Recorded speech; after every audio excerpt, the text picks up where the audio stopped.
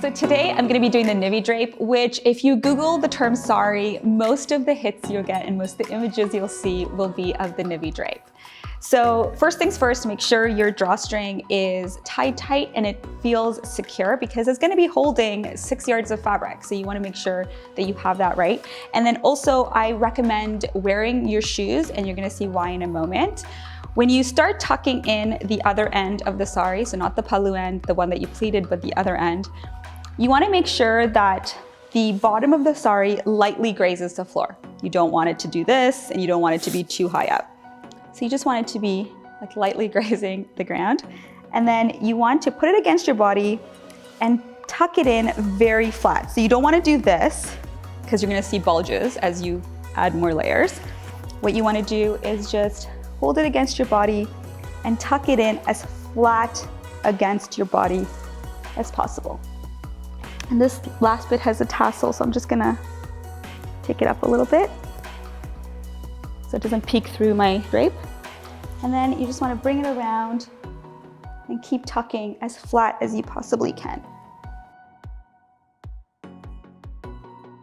Okay, once you get back to your belly button, you wanna just leave the sari and then get to the other end. Okay, so you want to take that last safety pin where you measured where your shoulder is. You wanna just put that over your shoulder and then take the edge closest to your body and bring it back here. And then, so you have this loop of fabric, and this is what you're gonna start pleating. You can just untuck this a little bit, bring it over, I would say, to the right of your belly button and start pleating here. And this technique I've shown in another video. I will link it here. Check that out and make sure you get super comfortable with pleating before you start draping the sari. All right, so I'm happy with that. You wanna make sure there's a little bit of fabric here left after you take that last pleat. Shake out your pleats and stagger them. This part is super important to get that beautiful flare at the bottom. Make sure you're staggering the pleats ever so slightly.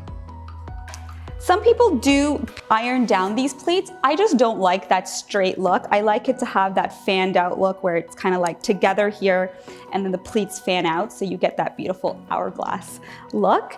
But if you'd like to iron down or even use a hair straightener to kind of like hold these pleats, I would recommend that, especially if you're finding that the sari that you're draping is super puffy or it's not falling beautifully like this. And then once you're happy with it, you just want to pin these. And what I do is as I go along, I'll remove safety pins from the palu. Because we ironed it, I don't have to worry about it as long as I don't take off this pin before I pin it to my blouse. So just pin these together and hold it to the right of your belly button, because you don't want it to be like this because then the pleats won't be centered. You don't want it to be like this. You want it to be centered, so you want to make sure that the leftmost pleat is to the right of your belly button. And I found that that is the secret sauce to getting your pleats centered. And then again, you want to tuck it in as flat against your body as possible so there's no extra bulges here. And then just fix the pleats.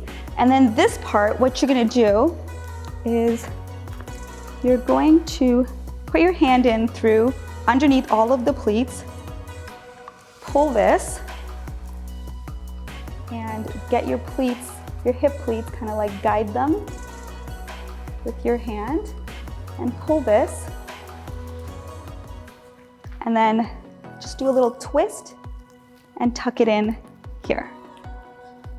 And then any remaining fabric, you just want to fold forward. This top pleat has a tendency to kind of open and look clumsy and like not neat.